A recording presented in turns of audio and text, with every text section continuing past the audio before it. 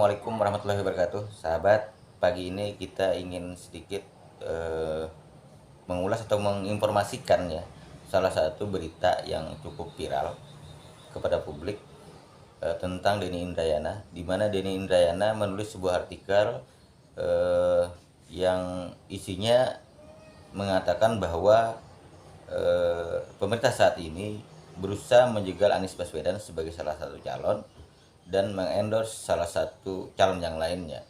Menurut Denny Indrayana, hal ini tidak layak dilakukan oleh seorang presiden, seorang kepala negara yang harusnya eh, menjadi pengawal utama untuk terlaksana pemilu yang bersih dan adil. Hal seperti itu yang dimaksudkan oleh Denny Indrayana. Hal ini disampaikannya saat telekonferensi ya atau Zoom dengan salah satu tokoh politik, ya ini saudara Ramadan Pohan. Hal itu disampaikan di Denny Indrayana secara gamblang. Denny Indrayana sendiri kita kenal sebagai salah satu tokoh aktivis Indonesia. Dia juga salah seorang akademisi, seorang lawyer juga, bahkan pernah menjabat sebagai Wamenkumham di era kepemimpinan Presiden Susilo Bambang Yudhoyono. Apa yang disampaikan di Indrayana ini membuat kita berpikir ulang tentang Pilpres 2024, kemana arah kita.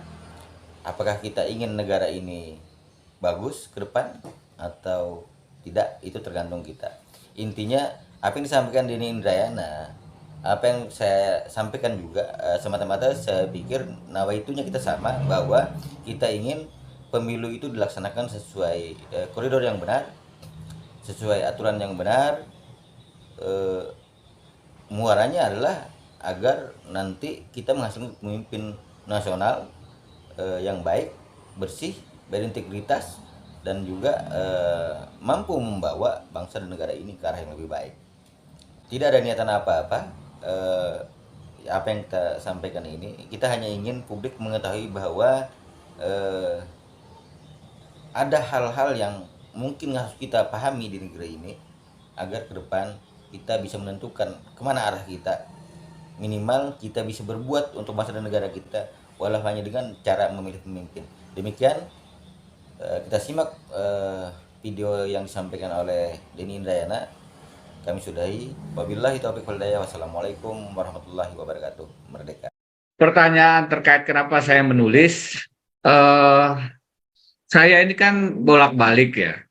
Jadi saya ada kantor integrity di Melbourne, saya dapat izin praktek advokat di sini, dan saya juga punya kantor di Jakarta. Dan setiap kali saya datang ke Jakarta, teman-teman Melbourne minta untuk diupdate bagaimana informasi-informasi politik di tanah air terkait dengan Pilpres dan lain-lain. Sebabnya saya ketemu dengan banyak orang, ketemu dengan banyak sumber, dan akhirnya saya tahu apa-apa yang terjadi di belakang layar. Dan itu membuat saya gelisah gitu. Makin saya paham, makin saya mengerti, maka makin saya merasa ini ada sesuatu yang tidak adil. Bagaimana presiden menjadi tim sukses?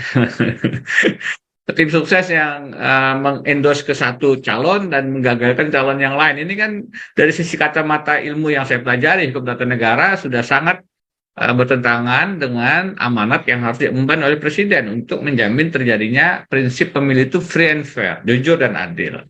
Tidak akan ada pertandingan kompetisi yang fair, yang adil jika kemudian wasitnya sudah memihak ke salah satu kontestan. Dari pemahaman itu, saya berhitung dan akhirnya memutuskan untuk menulis. Tapi tidak merupakan kebetulan saya menulisnya pada hari saya kembali ke Melbourne, Pak Ramadan.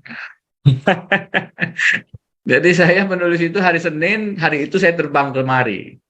Dan ternyata memang tulisan itu ternyata relatif viral ya. Di website Integrity saja hampir 5.000 sekarang yang membaca untuk tulisan sedemikian panjang. Jadi saya dihubungi oleh beberapa rekan yang mengatakan apa yang disampaikan oleh Pak Ramadan, bahwa ini sebenarnya memang bukan lagi rahasia, ini sudah merupakan diskusi di publik. Cuman saya dianggap menuliskannya dengan lebih jelas, lebih gamblang, lebih mungkin tersusun begitu.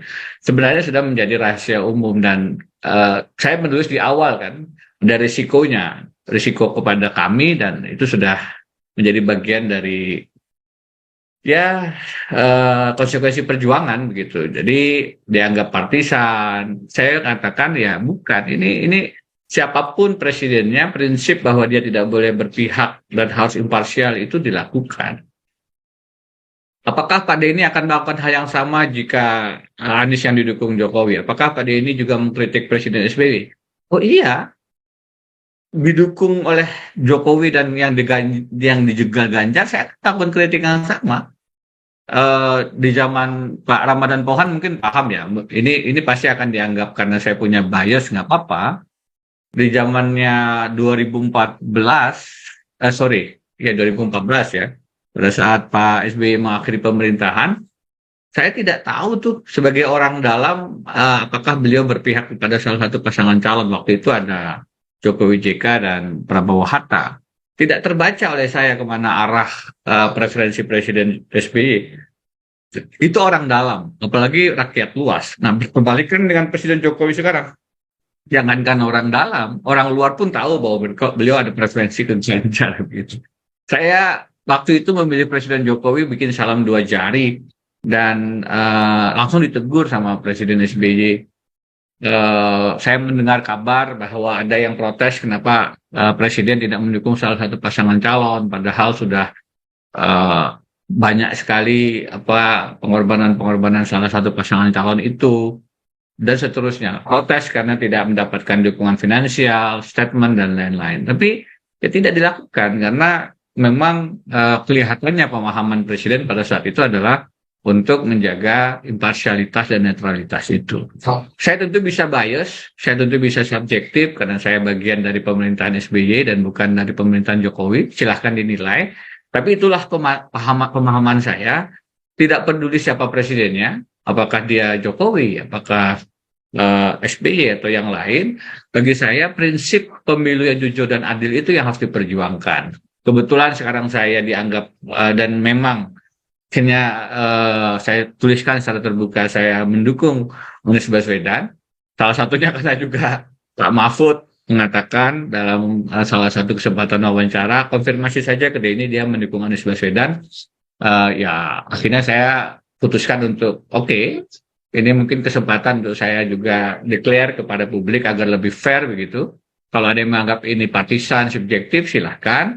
Tidak ada masalah, yang pasti bagian dari ikhtiar perjuangan ini adalah dengan 2 kata kunci. Selalu saya katakan pada saat saya memilih calon presiden, kata kunci saya 2, konstitusi dan korupsi. Dan dulu di 2014 saya melihat itu ada di Jokowi, ternyata tidak. Saya tarik dan sekarang saya mengevaluasi calon-calon presiden dengan cara saya assessment. Saya melihat kata kunci konstitusi dan korupsi, anti korupsi itu ada di Anies, sehingga saya alamatkan dukungan ke sana. Apakah tulisan saya partisan atau tidak? Silahkan dinilai. Saya tidak bisa melarang orang untuk menulis tulisan itu. Banyak yang mengatakan positif, tidak sedikit haters yang juga mengatakan negatif. Ya sudah, Pak Bang Refli pasti banyak mengalami hal yang sama dengan channelnya. Banyak yang haters, banyak yang suka juga. Itu bagian dari konsekuensi kita melemparkan tulisan wacana ke hadapan publik, siap dengan segala respon baliknya. Tapi yang harus kita pastikan adalah nawaitu, niat kita bahwa berdiri di atas, yang saya ingin tegaskan dalam tulisan itu adalah jangan kotori prinsip pemilihan umum termasuk pemilihan presiden yang jujur dan adil, dan jangan wasit itu kemudian menjadi bagian dari pemain, apalagi menjadi tim sukses. Dalam hal ini Presiden Jokowi telah menunjukkan itu dan saya berusaha untuk mencegahnya semampu saya, menyampaikan 1 ayat walaupun barangkali juga ya kalau bagaimana nanti dampaknya ya kita lihatlah. Mungkin tidak berdampak tapi saya sudah melaksanakan tugas saya untuk mengingatkan. Kira-kira begitu Bang Ramadan Pohan, terima kasih. Terima kasih, tepuk tangan buat Prof Denny. Memang sesuai tulisannya, memang bagus, banyak yang bilang bagus. Sesuai dengan yang disandang Prof Denny, profesor termuda di Indonesia sebenarnya begitu. Baik Prof Denny, terima kasih banyak.